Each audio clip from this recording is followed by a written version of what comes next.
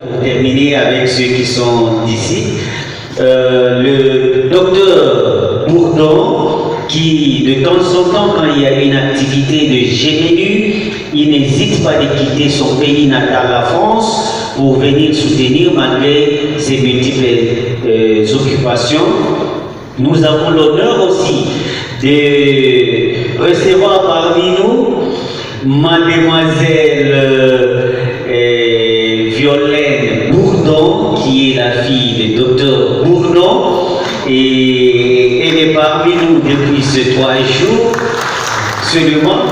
Violaine, sincèrement, tu nous as fait rater quelque chose. On aurait dû, elle avait une intervention, mais pour des raisons techniques, des raisons de santé, et voilà.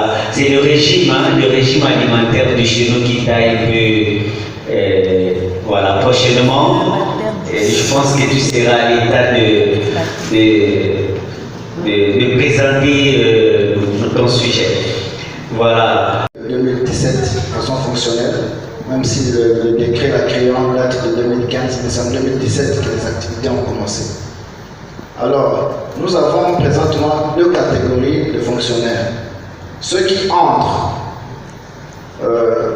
dans la fonction publique, maintenant alors que la SENSAP existe déjà, et ceux qui ont travaillé, qui travaillent encore avant même que la SENSAP n'existe. Le gouvernement congolais est en train de racheter les carrières par des dépôts conséquents et réguliers pour que tous vos médecins,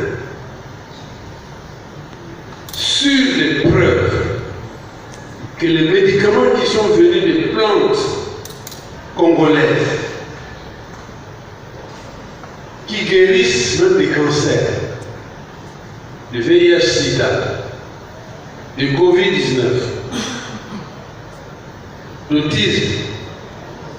Mais vous, la caisse, vous prescrivez des médicaments de la médecine moderne qui n'ont pas de preuves, mais il y a des effets secondaires relatifs à l'avancement en âge.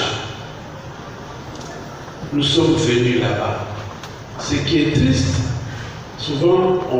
Bonjour, bienvenue à Calais Production Net, votre média numérique, la clôture du 3e édition du congrès de gériatrie médecine nucléaire en sigle GMUNU a eu lieu ce vendredi 27 septembre 2024 au ministère des Affaires étrangères.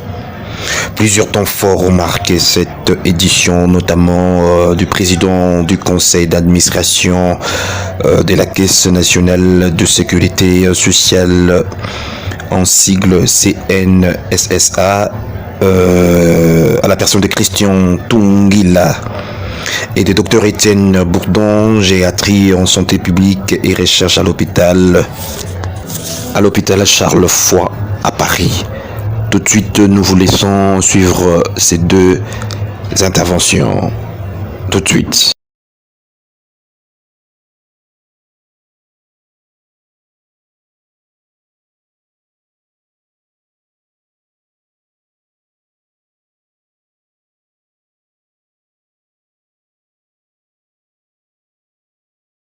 Donc moi je suis Étienne Bourdon, je travaille en gériatrie et en santé publique en recherche à l'hôpital Charles Foix à Paris.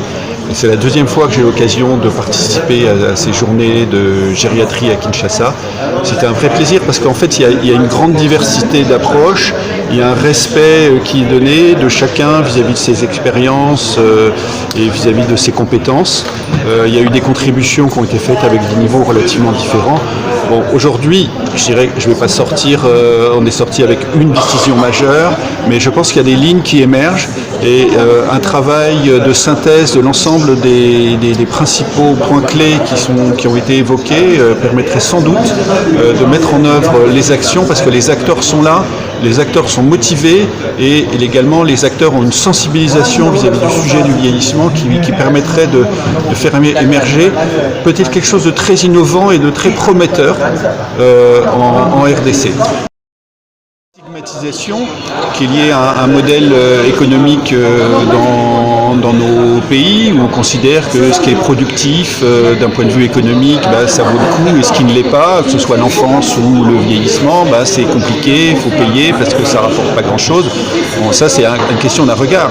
En fait, la société ne peut avoir une cohésion, une cohérence que s'il n'y a pas ce type de clivage. Donc je pense qu'il faut passer par-dessus le clivage de la contribution économique pour voir ce que c'est que la contribution sociale et sociétale, morale, culturelle de chacune des tranches d'âge pour éviter de donner l'impression à certains qu'ils ne font plus partie de la société. Voilà, je dirais.